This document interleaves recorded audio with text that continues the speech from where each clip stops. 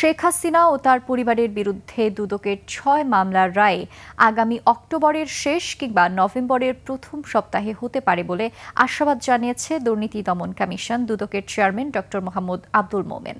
টিআইবির সাথে ৫ বছরের সমঝোতা চুক্তি সই শেষে দুদক চেয়ারম্যান বলেন, শেখ হাসিনা ও তার পরিবারের বিরুদ্ধে ৬টি মামলা চলমান আছে। ওয়ালটন এখন দেশের সীমানা পেরিয়ে পৌঁছে গিয়েছে ৫০টিরও বেশি দেশে।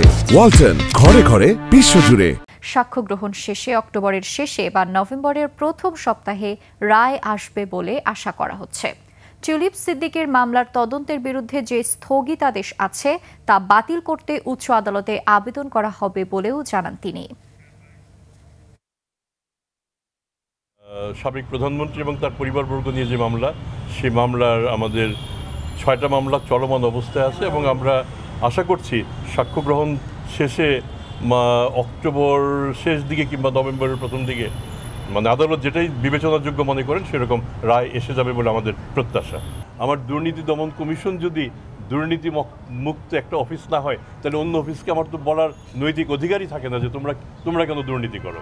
তাহলে প্রথম কাজ হচ্ছে আমাদের নিজেদের মধ্যে যেটুকু দুর্নীতি আছে এটুকুকে মুক্ত করা।